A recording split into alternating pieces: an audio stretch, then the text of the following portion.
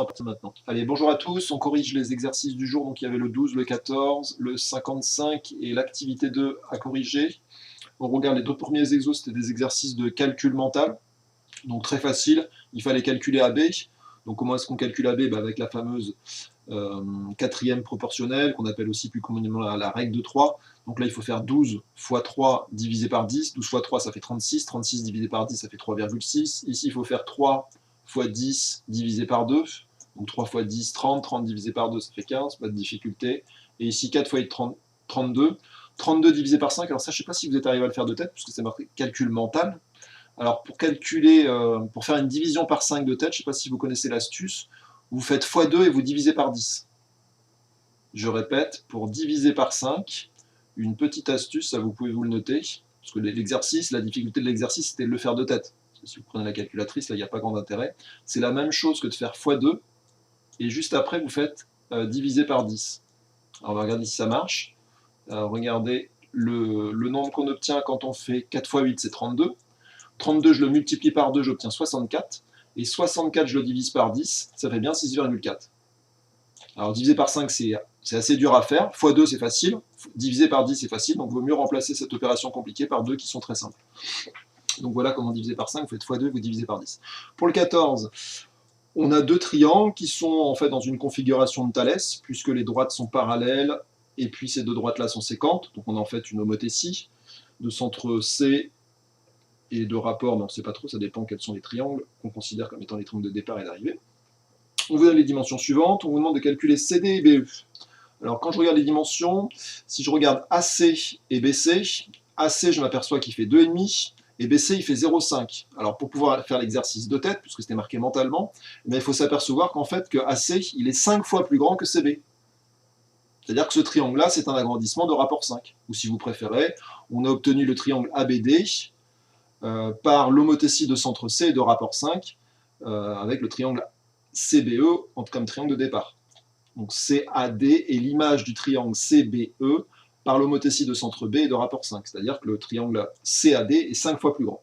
Donc une fois que j'ai vu ça, c'est très facile, puisque pour calculer CD, je m'aperçois que c'est le grand côté. Donc je vais juste multiplier par 5 la longueur de CE. Or CE, c'est indiqué ici, fait 0,7. Donc je dois faire de tête 0,7 fois 5. C'est pas très dur à faire, 0,7 fois 5, ça fait 3,5. Je multiplie par, je fais 7 fois 5, 35, et puis je divise par 10. D'accord, 3,5. Et dans l'autre sens, on me donne AD qui fait 1,5, donc pour aller dans l'autre sens, il faut que je divise par 5. Et 1,5 divisé par 5, pas de difficulté, ça fait 0,5. Pardon, 0,3. 1,5 divisé par 5, ça fait 0,3. Pas de difficulté, c'est pas bloqué. Non, je continue. Alors l'exercice 55. On vous demandait dans cet exercice, donc c'est un exercice qui utilise les compétences raisonner, calculer, communiquer. On vous disait les droites CE et DA sont séquentes en B. Les droites ED et CA sont parallèles, donc là j'ai toutes les conditions pour utiliser le terme de Thalès. Et on nous demande le triangle ADE est-il isocèle? Alors ADE c'est un petit peu perturbant parce qu'il n'est pas tracé, c'est-à-dire qu'en fait on n'a pas le segment EA, bon, c'est pas très grave, le triangle existe quand même. Ce côté-là n'existe pas, et en plus si on réfléchit bien, dans l'exercice on ne va pas être capable de calculer EA. Pour être capable de calculer EA, il faudrait utiliser un théorème qui s'appelle des formules d'Al-Kashi que vous ne connaissez pas du tout, qu'on voit en terminale, qui sont d'ailleurs même plus enseignées. Donc là, on va devoir se contenter de savoir s'il est isocèle en D, c'est le seul endroit où on pourra prouver qu'il est isocèle, c'est-à-dire de calculer ED et de calculer DA, et de vérifier si ces deux longueurs-là que je suis en train de mettre en rouge, cette longueur-là et celle-là, est-ce qu'elles sont égales? Donc c'est comme ça qu'on va faire pour prouver que ce triangle-là était éventuellement isocèle. D'ailleurs, je serais bien embêté de trouver des longueurs qui ne le sont pas, parce que du coup, je ne pourrais pas conclure, parce qu'il faudrait calculer EA, et EA, je viens de vous expliquer qu'on ne peut pas le trouver. Enfin, pas en troisième, du moins. Alors, pour trouver ED et AD, on va utiliser le théorème de Thalès. ED, pas de difficulté. Et DA, en fait, on ne va pas calculer DA directement, on va calculer BA, et on enlèvera à BA la longueur BD, pour trouver DA. Et après, on pourra comparer DE et BA. Alors, le théorème de Thalès, on peut l'appliquer, on a tout ce qu'il faut ici, je vous l'avais dit tout à l'heure. Donc on obtient les rapports d'égalité suivantes. BE sur BC est égal à BD sur BA est égal à ED sur CA. Donc j'obtiens ces trois rapports-là qui sont égaux. Je remplace dans ces rapports toutes les longueurs que je connais.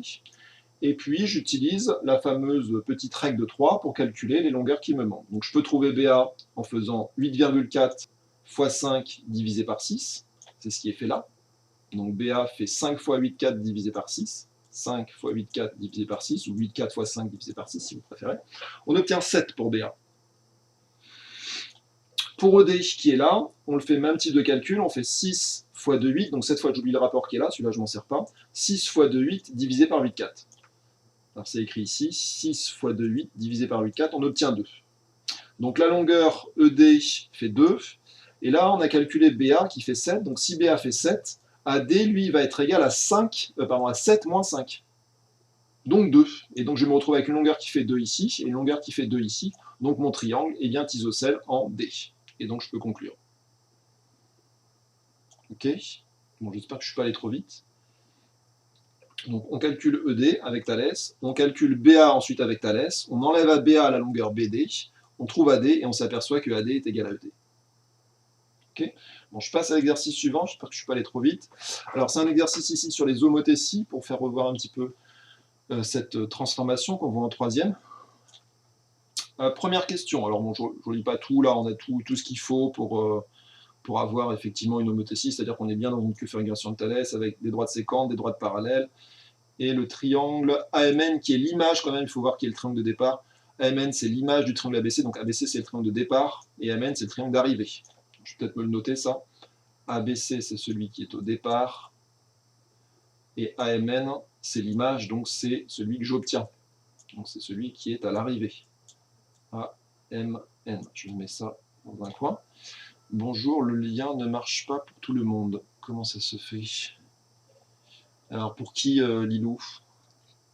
Je regarde sur Pronote si j'ai des messages. Alors, qui est-ce qui n'a pas le lien? Du Tert Malicia.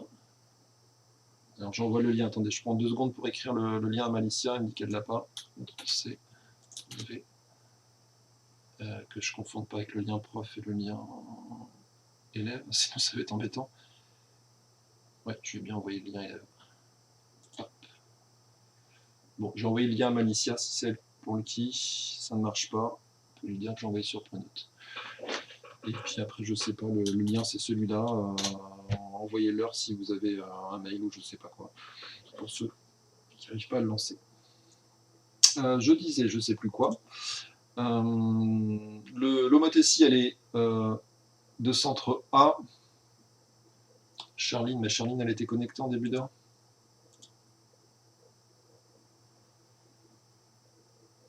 Il me semble bien lui avoir dit bonjour. Là, je peux pas tout faire. Hein. Bah, si vous arrivez à leur envoyer le lien, parce que moi je peux pas tout faire. Hein. Donc, je disais, le centre de l'homothétie, c'est A. Expliquer pourquoi son rapport, c'est AM sur AB, AN sur AC, MN sur BC. Et bien en fait, on transforme le triangle ABC en triangle AMN. Donc, en fait, je suis en train de rétrécir mon triangle, je suis en train de lui faire une réduction. Ok, bah Charline, ça a l'air d'être ok. Donc, du coup, pour calculer le rapport de réduction, bah, on va faire AM sur AB, qui est égal d'après le théorème de Thalès à AN sur AC, qui est aussi égal d'après le théorème de Thalès à MN sur BC. Donc, c'est pour ça, en fait, que notre rapport de l'homothétie, il est égal à celui-là. Et il est bien positif, il n'y a pas de moins devant, puisqu'on avait dit les triangles sont bien ici, l'un dans l'autre, c'est-à-dire que les points M et B sont du même côté par rapport à A, et de même N et C sont du même côté par rapport à A. Dernière question, pour cette figure, K est-il positif ou négatif? Bah, ça, je viens d'y répondre. Il est bien entendu positif, puisqu'ils sont de même côté. D'ailleurs, on a déjà répondu à cette question. Quand on a écrit ça, K, on voit bien qu'il est positif. Hein. AM sur AB, AM c'est une longueur, AB c'est une longueur. Clairement, j'ai déjà la réponse à la question C dans le B. Donc il est bien positif. Supérieur à 1 ou inférieur à 1? En fait, il est inférieur à 1, puisqu'en fait, quand je calcule AM sur AB, je fais petit sur grand. Donc si je fais petit sur grand, je suis en train de calculer un rapport de réduction, et un rapport de réduction, c'est toujours plus petit que 1. Donc c'est positif et c'est plus petit que 1. Bon, allez, je passe aux exercices du jour. Alors l'exercice du jour, la séance du jour, c'est la réciproque du théorème de Thalès. Alors je vous montre avec GeoGebra.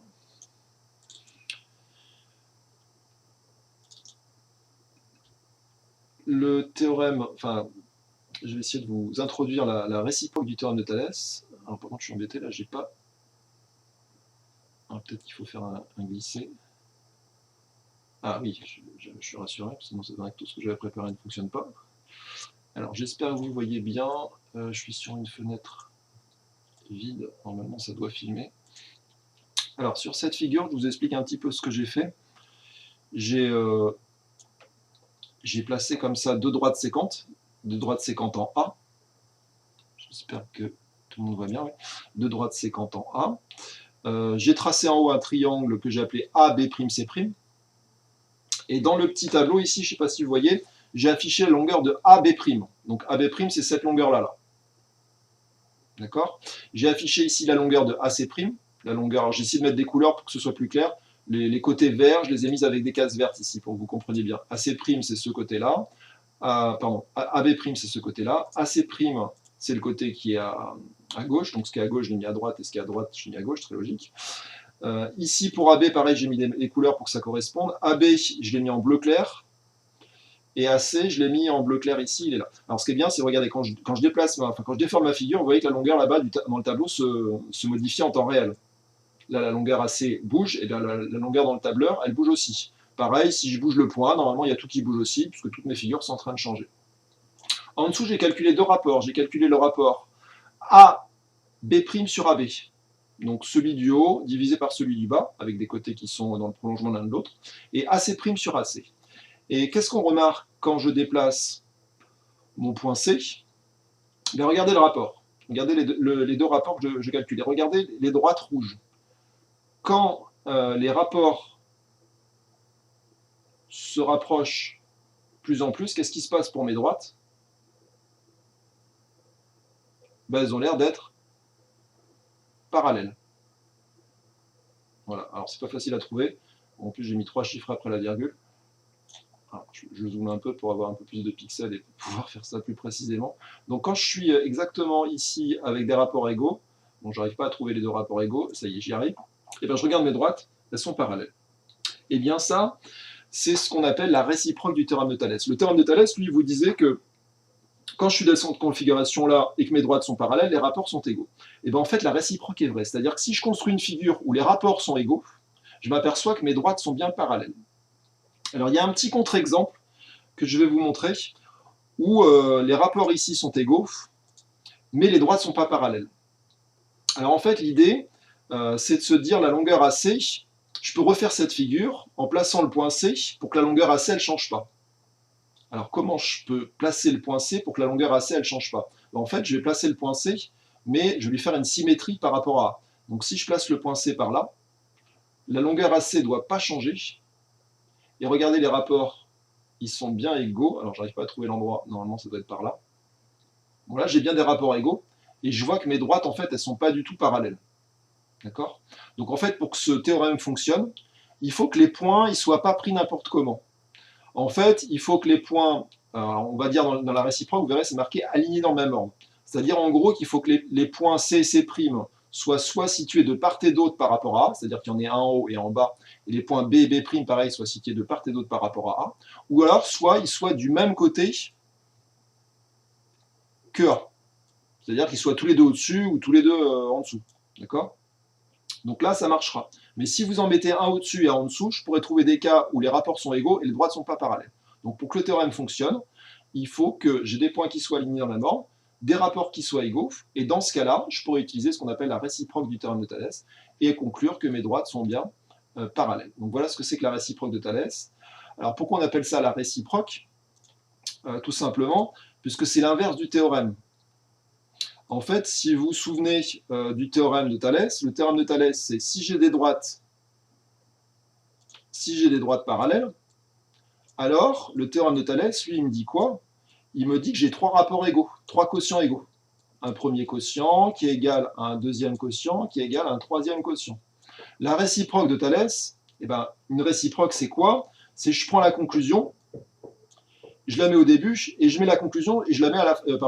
je mets la conclusion, je la mets en condition initiale, et je mets la condition initiale, elle se retrouve en conclusion. C'est-à-dire, si j'ai des rapports égaux, alors en fait, j'ai pas besoin des trois rapports égaux, j'en ai besoin que d'un seul. Donc si j'ai deux rapports égaux, eh bien, la réciproque de Thalès me donne forcément que mes droites de départ étaient parallèles. Ça doit vous faire penser un petit peu à la réciproque de Pythagore.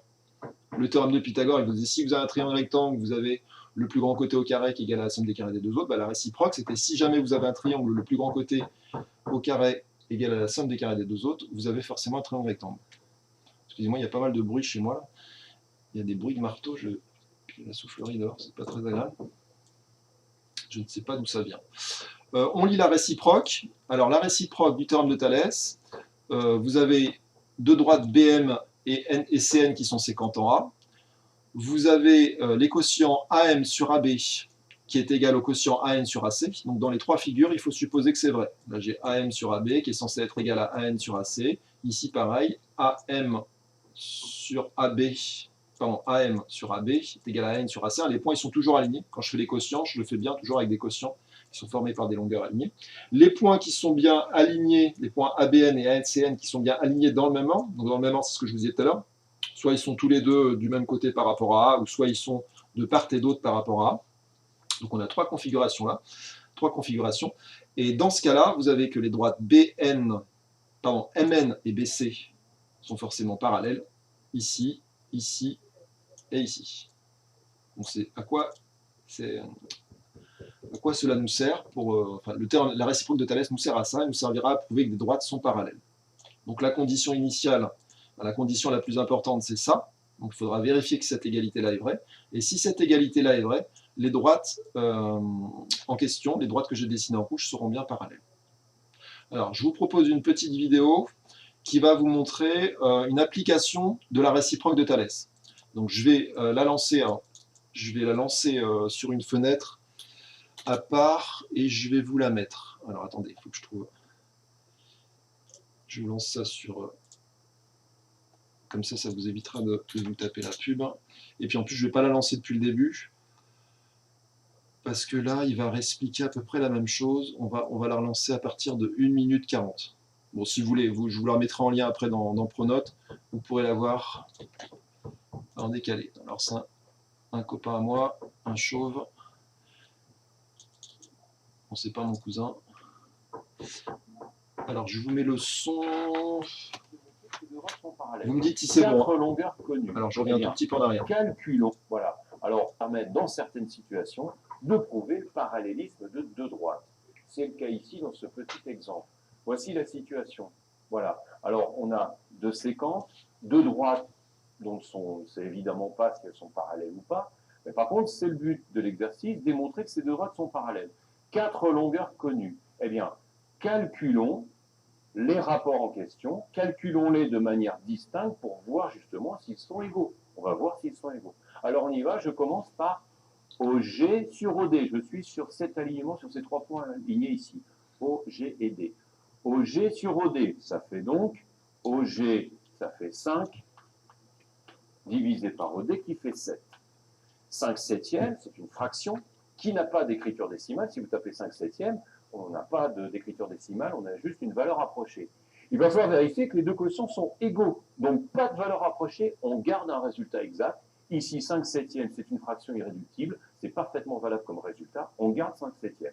Je calcule maintenant sur l'autre séquence. Alors attention, j'étais parti sur cette droite-là d'abord, hein, puisque j'avais fait OG sur OD, je vais commencer par le 5, donc ici, je vais commencer par le 3, toujours en partant, j'ai décidé de partir vers cette droite. Donc j'y vais, ça fait donc OF sur OE. OF sur OE, c'est donc égal à 3 sur 4,2.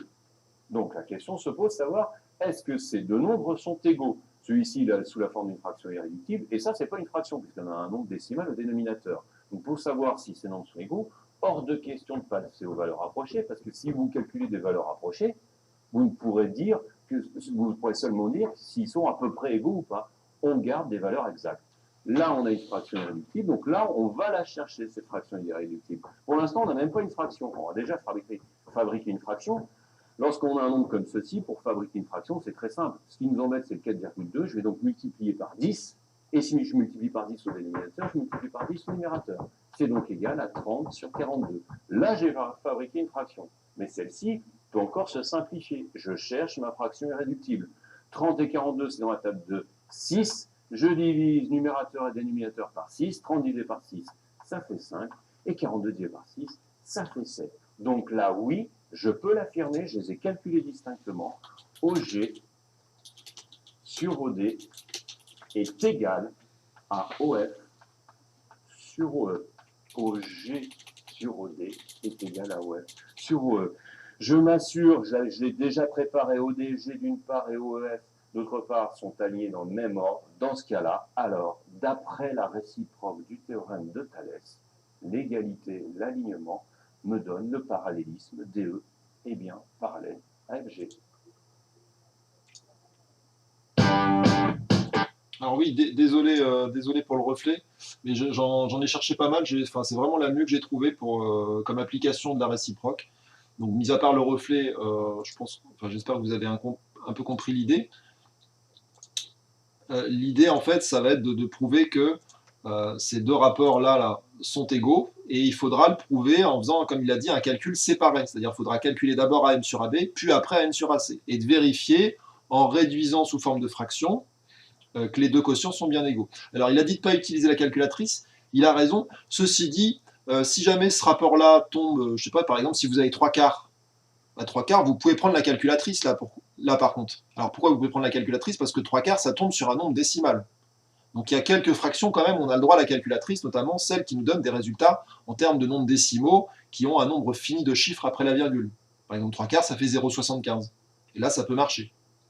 Mais sinon, effectivement, il a raison, quand ça tombe pas juste, il ne faut surtout pas utiliser la calculatrice. Alors, je vous mets un petit exercice d'application tout bête. Vous me donnez dans cet exercice les deux rapports qu'il faut comparer pour déterminer si les segments vert et bleu sont parallèles. Alors, je vous laisse dans le chat répondre.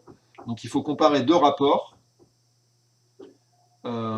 pour pouvoir dire si ces deux droites-là sont parallèles. Quels sont les deux rapports qu'il faut comparer?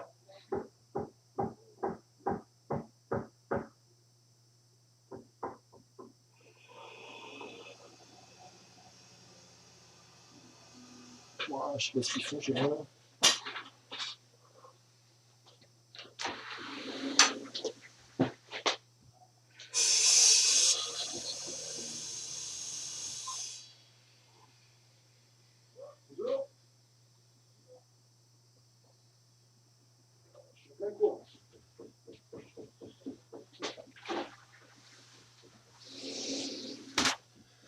Bon, désolé pour les travaux. Non, c'est pas moi, c'est ma voisine, mais je n'étais pas au courant. Je regarde un peu ce qui se passe, ils n'étaient pas en train de tout casser. Alors, Gabin, les côtés que tu divises, ça doit être des côtés formés. Enfin, les côtés que tu divises doivent être, comment dire, dans le prolongement l'un avec l'autre. Là, tu m'as mis LO sur LB, mais LO et LB, ils vont pas ensemble. Regarde, je te remets le cours. Les côtés que tu divises, là, c'est AM sur AB. Et AM et AB, ils sont situés dans le prolongement l'un de l'autre. Là, l'autre rapport qu'il faut calculer, c'est AM sur AC. Et pareil, les points que tu utilises sont des points qui sont alignés. Donc les points que tu as dans ton rapport, en gros, c'est des points qui sont alignés. Et là, quand tu m'écris LO sur LB, les points LO et B ne sont pas alignés. Voilà, là, c'est mieux dans ce sens-là. Et il y en a un autre à mettre. Alors, vous mettez égal, mais moi, je ne suis pas d'accord. En fait, on vous demande quels sont les rapports qu'il faut comparer. Donc, vous ne pouvez pas mettre égal, en fait. Il faut mettre les deux rapports et il faut mettre un et entre les deux. On ne sait pas encore s'ils sont égaux. C'est ces deux-là qu'il faut comparer. Quand il l'a fait dans sa vidéo, tout à l'heure, le monsieur, il a mis un premier calcul et un deuxième calcul. Il n'a pas mis que c'est égal. Voilà, comme ça.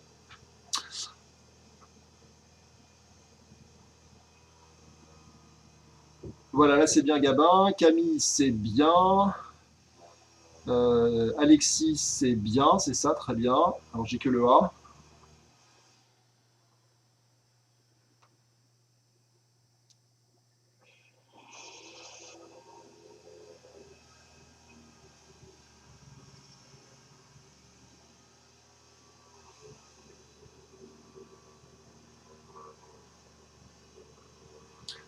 Je vais couper le micro, peut-être ce sera plus agréable.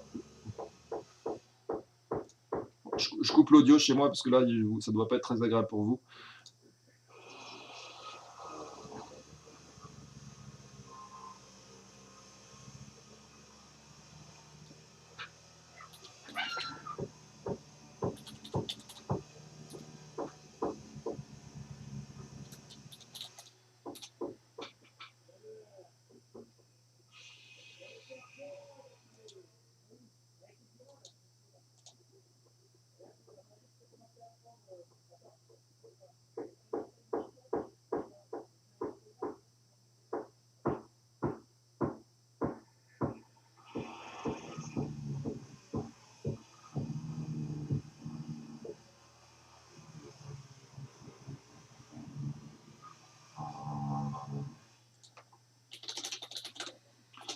Allez, vous passez à l'exo suivant. Je pense que je vais mettre la correction là. L'exo n'est pas très dur.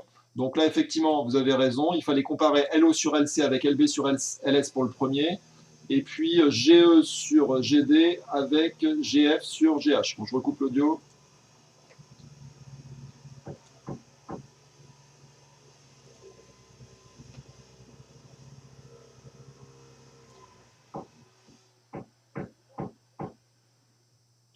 Alors là, l'exercice commence comme celui tout à l'heure. On vous demande quels sont les rapports qu'il faut comparer. Et après, il va falloir rédiger comme le monsieur l'avait fait dans la vidéo.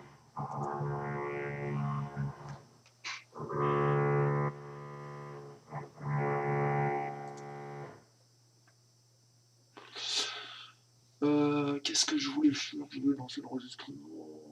Enregistrement.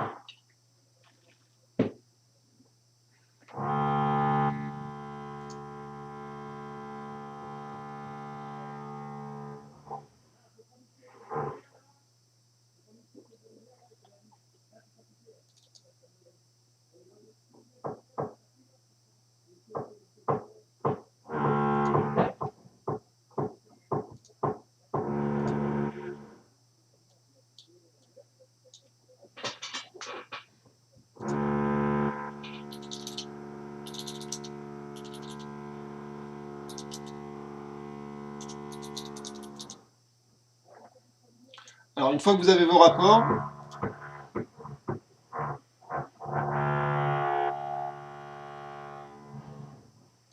il faut lesquels. Bon, je suis désolé pour le bruit. Attendez, je vais me mettre par le chat.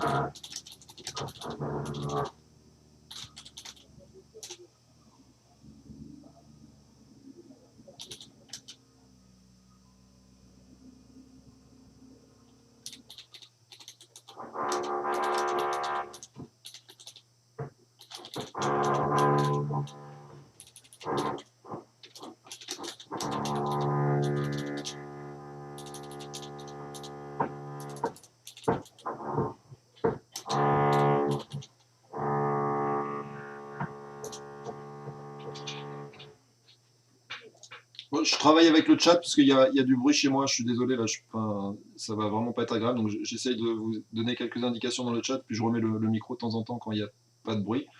Donc là, oui, c'est bien, effectivement, vous avez compris, il faut calculer effectivement les rapports LR, donc là, le rapport LR, j'arrive pas, LR avec LR sur LO, qu'il faut comparer avec LP sur LN. Donc il ne faut pas mettre qu'ils sont égaux, on ne sait pas encore qu'ils sont égaux, il faut les calculer séparément et vérifier s'ils sont égaux. S'ils sont égaux, il faut utiliser le théorème qu'on a vu aujourd'hui, qui est la réciproque du théorème de Thalès. Donc il faut bien penser à le nommer, comme je vous l'ai dit dans le chat. Vous devez dire, d'après la réciproque de Thalès, on a bien que les droites sont parallèles. D'accord? Donc je vous laisse finir la rédaction, vous calculez séparément les deux rapports. Alors ici, effectivement, vous l'avez sûrement remarqué, on peut utiliser la calculatrice parce que ça tombe sur un nombre décimal qui est sympathique. Ici, ce n'est pas le cas, il aurait fallu faire autrement. Alors, on va voir dans l'exercice d'après qu'est-ce qui se passe quand on ne tombe pas sur des nombres sympathiques au niveau des quotients. Donc il y a plein de techniques.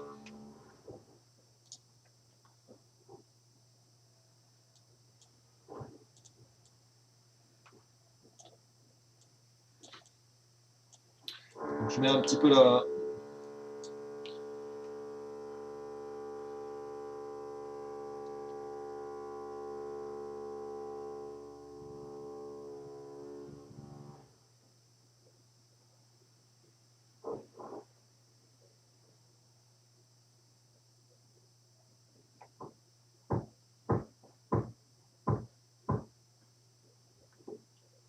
Alors, je vous mets la suite. Je vous mets la suite de la correction. Donc, vous avez effectivement, ça vous êtes nombreux à l'avoir écrit, les rapports. Donc, vous voyez bien ici, on a calculé séparément. J'ai pas coupé le son. On a calculé séparément les deux rapports et on s'est aperçu qu'effectivement, ils étaient égaux. Donc là, pour conclure, donc je vous mets la fin de la rédaction.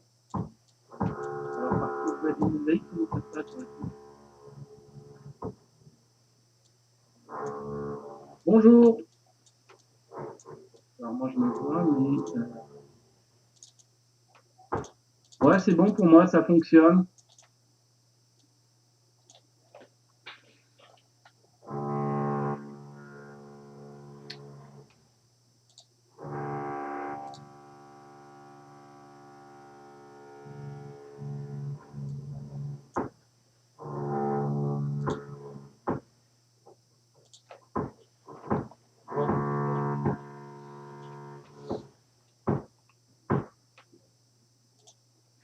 Donc voici la fin de l'exercice. Donc pour finir la rédaction, il faut bien constater que les rapports sont égaux.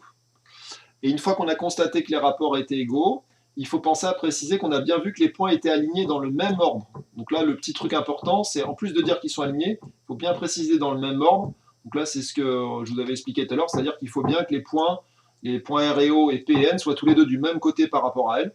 Il ne faut pas qu'il y en ait un qui soit de l'autre côté, sinon on pourrait avoir l'égalité des rapports et les droites ne seraient pas parallèles. Donc de plus, les rapports sont égaux, donc on utilise, ça c'est très important de l'écrire, quand vous rédigez au niveau du brevet, moi ce que je vérifie c'est ça, là, est-ce que vous avez bien écrit le mot réciproque, pas se mélanger les pinceaux avec le théorème. Donc là, le mot important qu'il faut écrire, c'est le mot réciproque. Donc d'après la réciproque, les droites sont parallèles. C'est pas je calcule les rapports, je dis qu'ils sont parallèles, c'est je calcule les rapports, les points sont alignés dans ma norme, la réciproque de Thalès, donc c'est bien parallèle. Voilà comment est-ce qu'il faut rédiger. Je vous laisse la correction, là, que vous ayez le temps d'en prendre une quand même, que vous ayez une rédaction type dans votre cahier qui soit bien prise. Là, essayez de bien mettre au propre ça, parce que ça, c'est une rédaction que vous allez souvent utiliser. Donc ça, enfin, si vous avez des choses qui vous manquent, recopiez bien les petites choses qui vous manquent pour bien avoir une rédaction type. Là, il y a vraiment, premier point, les rapports égaux. Deuxième point, les points alignés en même ordre. Et conclusion, j'utilise la réciproque et les droites sont bien parallèles.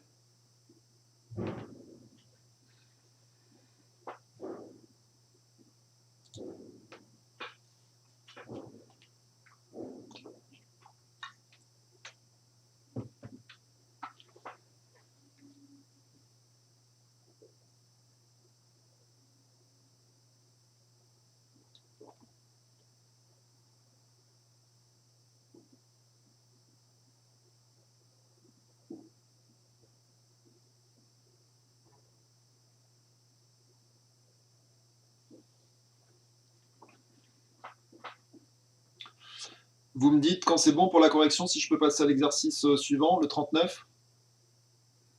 Si vous avez le temps de corriger.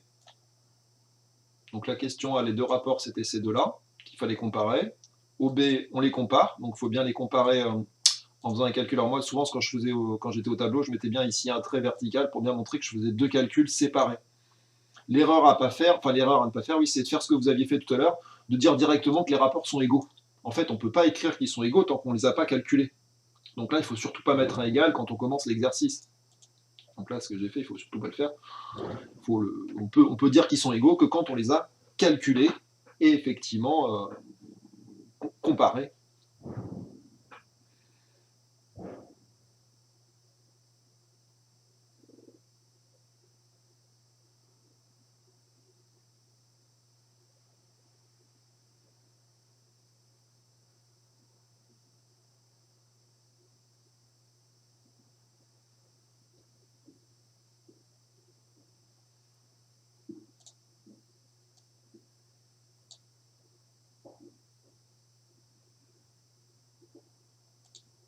Est-ce que c'est bon? Est-ce que je peux passer à l'exercice suivant? Tout le monde a eu le temps de corriger?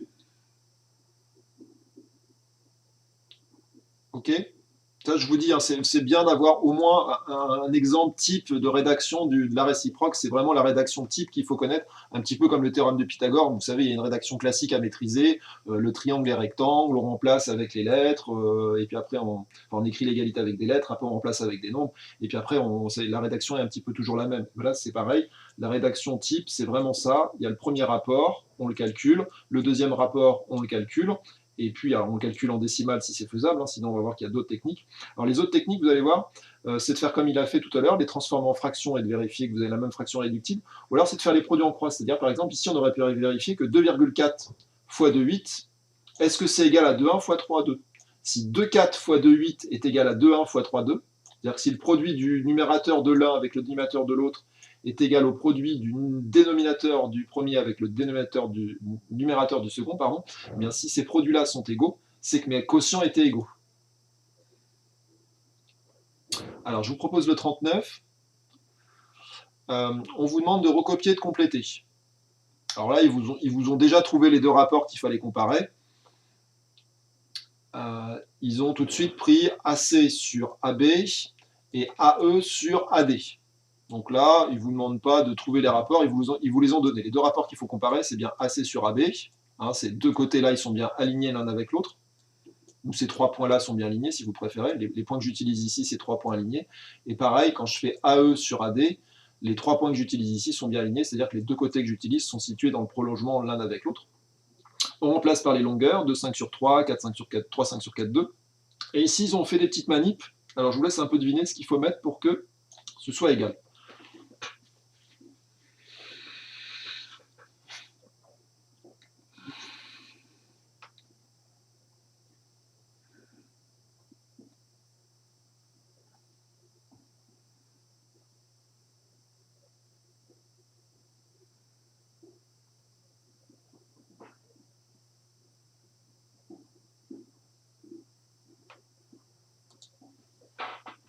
Pour redire, parce que déjà on a fait 2 heures hier en CHSCT, donc ce que je vous proposerai, c'est de vous envoyer le protocole tel qu'il sera présenté demain en conseil d'administration. Simplement, j'insisterai sur 2 points, puisque c'était les points qui étaient essentiels dans les discussions, dans les conférences avec les coordonnateurs, donc les remontées que vous nous faisiez. Votre crainte quant à la possibilité de diffuser ou de recevoir le virus et la problématique du port du masque, c'est vraiment un point essentiel.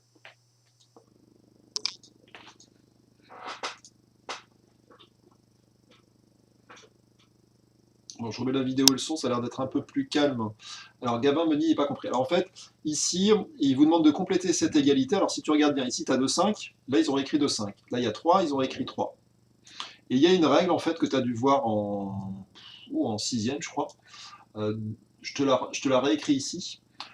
On ne change pas un quotient si on multiplie ce quotient en haut et en bas par un même nombre. Par exemple, si j'ai A sur B, eh bien A sur B ne change pas si je le multiplie, enfin si je multiplie le numérateur par un nombre K, et si je multiplie les dénominateurs B par le même nombre K. Donc ça, c'est une règle que tu as dû écrire sur un cahier de 5e ou même de 6e, je crois. On ne change pas un quotient si on multiplie son numérateur et son dénominateur par un même nombre. Ben, regarde ce qui se passe ici. Là, il y a 2, 5. Donc 2, 5, c'est le A. Là, il y a le 3. Le B, c'est le 3. D'accord? Et ici, tu te retrouves avec 2, 5 à nouveau et 3 ici. Donc 2, 5 et 3. Et on a multiplié, enfin, on a mis un égal. Donc si on a mis un égal, si on multiplie en bas par un nombre, ben, ça veut dire qu'en haut, on doit multiplier par le même nombre. Donc là, la seule chose à écrire, c'est qu'en haut et en bas, on doit avoir le même nombre, puisque ces deux quotients-là sont égaux. Ici, qu'est-ce qu'on va... Voilà, le même nombre, tout à fait, il faut écrire la même chose. C'est 4,2. Donc du coup, une fois que tu as écrit 4,2 et 4,2, parce que là je pense que tout le monde a compris que le nombre k finalement c'était le 4,2, donc le 4,2 on doit l'écrire deux fois à l'identique, ben ici il faut calculer. Donc là il faut prendre la calculatrice et puis calculer ce que vaut le nouveau dénominateur, donc le produit de ces deux nombres. Et pareil ici il faut calculer quel est le produit de ces deux nombres. La deuxième partie c'est exactement pareil, le nombre A cette fois c'est 3,5, le nombre B c'est 4,2, et puis là ils ont réécrit 3,5 sur 4,2. Donc, logiquement, on a dû multiplier en haut et en bas par un même nombre, puisqu'on a écrit un égal ici. Si deux quotients sont égaux, c'est que forcément, s'ils ont écrit le même début de quotient ici, c'est que là, on a multiplié en haut et en bas par un même nombre. Et bien pareil, une fois que vous avez ça, vous le calculez, et une fois que vous avez ça, vous le calculez. Et après, vous essayez de comprendre un petit peu ce que vous avez fait. Au final, est-ce que vous n'avez pas trouvé une nouvelle technique pour prouver que deux quotients sont égaux?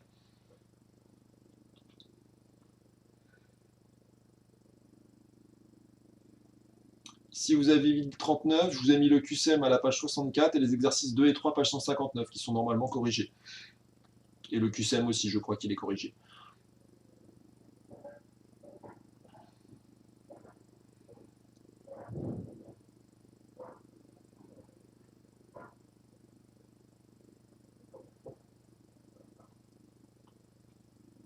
Donc là, je peux commencer, je pense, à corriger le A. Là, vous avez dû écrire 4,2. Alors là, vous avez calculé, je ne sais pas du tout combien ça fait. 3 x 4, 12. Là, ça doit faire 13, attendez, j'ai des bêtises. 4 x 3, 12. Oui, c'est ça. Et 12,6. Bon, je me lance dans des calculs de tête, là, c'est un peu risqué. Et 2,5 x 4,2. 4,2 x 2, ça fait 8,4. 8,4 plus la moitié de 4,2. Ça doit faire 10,5 là, si je ne me trompe pas.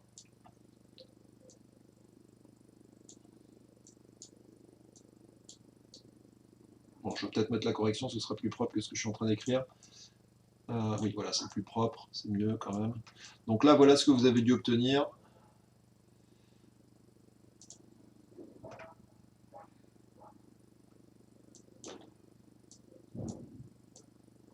Pour le début de l'exercice. Hop, je cache. Donc voilà.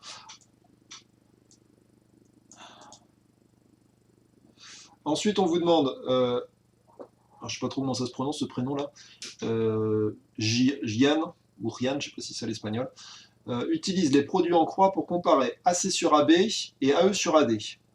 Alors il veut reprouver, là finalement j'ai prouvé que mes deux quotients étaient égaux. Alors c'était quoi l'idée? En fait, c'était de mettre en fait finalement au même dénominateur.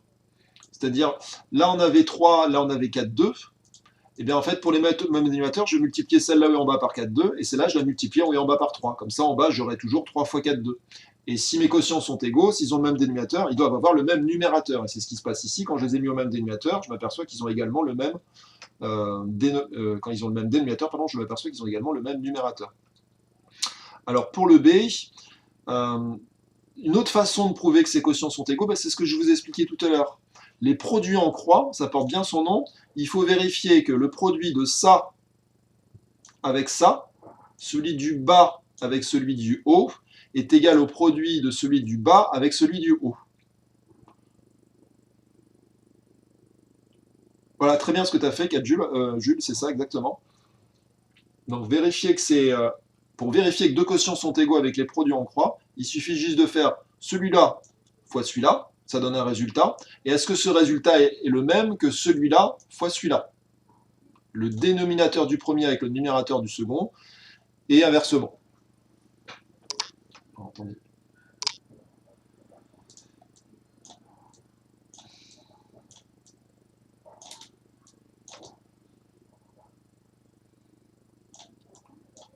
Donc là, je vous mets la correction du B, je vais peut-être un peu trop vite là. Alors, je vous mets la correction du B, puis on va cacher la suite.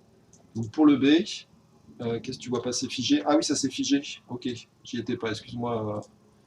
C'est normal que tu le vois pas. Je coupe le son.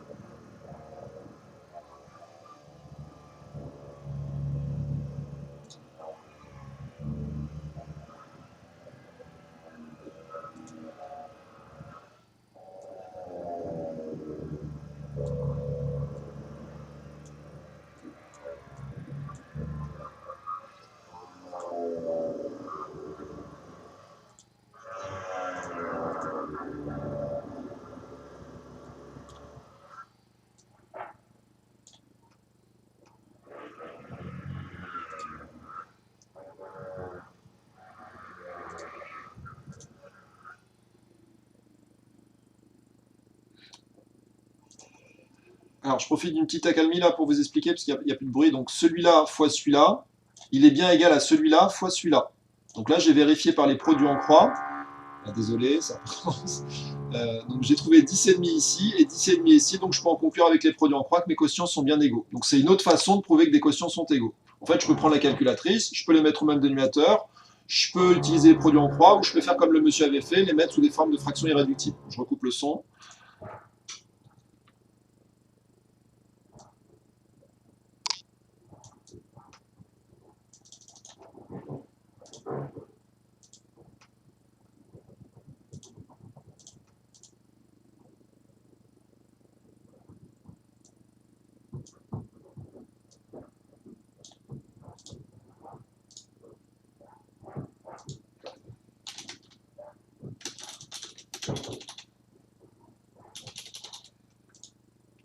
C'est bon là, normalement vous voyez, là j'ai mon retour qui est bon. Ouais, normalement c'est bon. Alors après, question C, il faut conclure que les droites sont parallèles.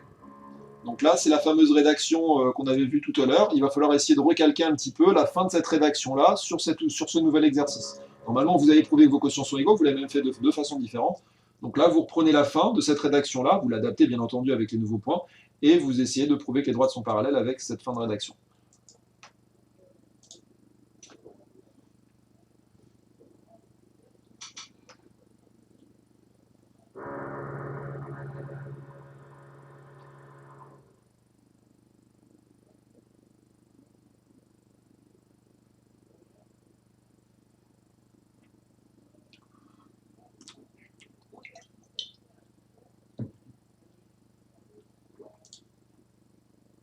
Est-ce que c'est bon pour le 39? Vous me dites quand vous l'avez fini.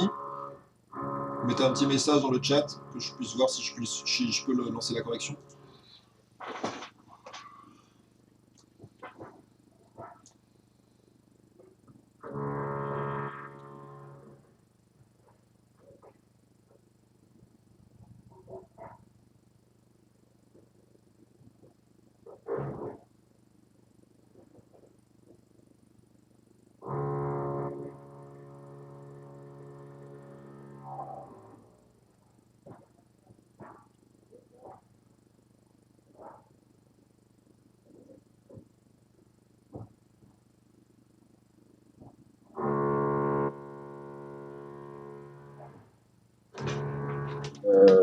Donc, grosso modo, on est à un élève sur deux. Ça va vous permettre de faire une rentrée et de mettre en place le dispositif dans des conditions sans être trop d'élèves, hein, on sera 70 élèves à gérer. Et puis, ça va nous permettre aussi, dans ce dispositif, d'être attentif et de voir si tout fonctionne correctement. Pour terminer, le nettoyage des salles, puisque c'est aussi un point essentiel de la protection. Le nettoyage des salles se fait une fois par jour à fond, donc on appelle un nettoyage à fond, c'est-à-dire table, chaise, sol, poignée de porte, poignée de fenêtre, interrupteur, etc. Et entre midi et deux, il y aura un nettoyage simple, qui est table, chaise, interrupteur, poignée de porte. C'est-à-dire que le sol est fait une fois par jour. Pour ce qui est des sanitaires, parce que c'est une question aussi essentielle, alors les sanitaires seront nettoyés à fond 2 fois par jour. Alors, on appelle nettoyage à fond, c'est-à-dire utilisation de la centrale avec nettoyage au jet, une centrale spécifique.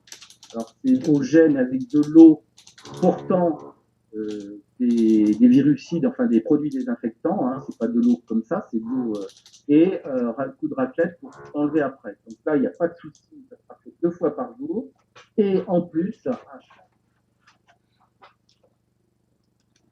Je vous ai mis la correction du 39, pensez bien à la prendre. Vous voyez, comme, ça, comme je vous ai dit tout à l'heure, ça ressemble énormément au 40, hein, c'est la même fin de rédaction, les points sont alignés dans le même ordre. Il faut bien, ça artiste, tu l'avais oublié, parler de la réciproque, hein, il ne faut pas mélanger le théorème de Thalès avec la réciproque. Le théorème de Thalès, il permet de calculer des longueurs, la réciproque, elle permet de prouver que des droites sont parallèles. Donc là, il faut bien mettre le mot réciproque, vérifiez bien que vous avez écrit ça, réciproque du théorème de Thalès, et après vous pouvez conclure que les droites sont parallèles, puisque vous avez des rapports égaux, des points linéaires dans l'ordre, la réciproque vous dit que les droites sont bien parallèles. Donc essayez de bien corriger ça avant de partir.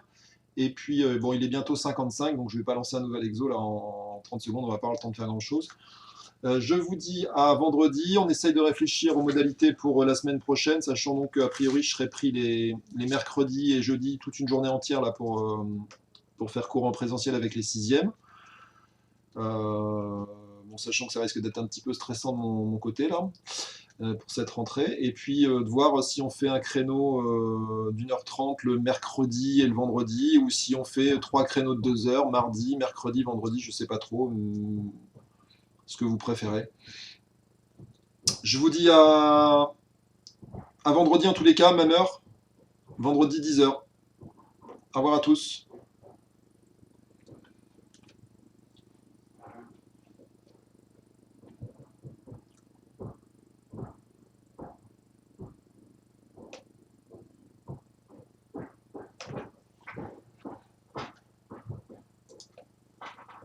Début du confinement.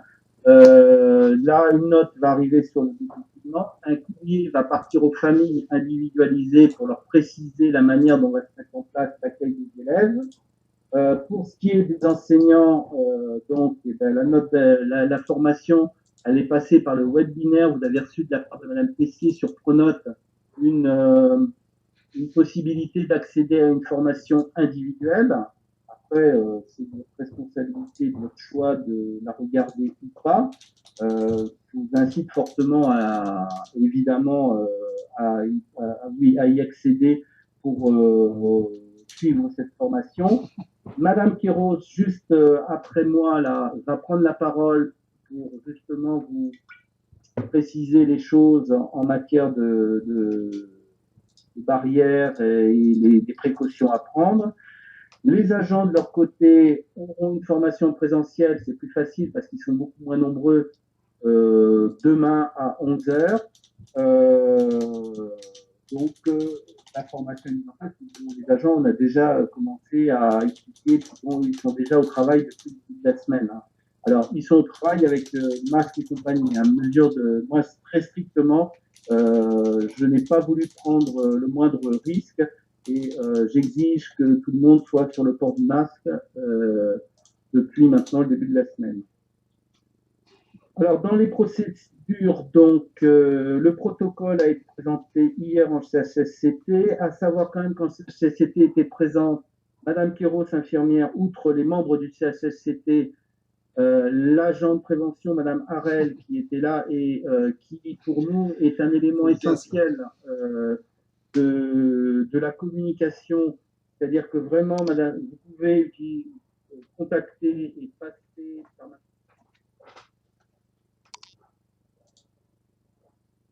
Bon, bonjour à tous. Oui, comme je viens de vous le dire dans le chat, là, il y a des travaux là depuis plus d'une heure là chez ma voisine là. Donc ici, c'était avec un marteau-piqueur et une scie là. Donc j'espère que ce sera un peu plus calme pour cette heure-là. Mais sinon, bah, je couperai le son hein, pour pas que vous entendiez les bruits. En attendant tout le monde, là, vous pouvez commencer un petit peu à regarder la correction du 46. On attend encore 2 minutes et je vais peut-être couper l'enregistrement. Oui, je coupe.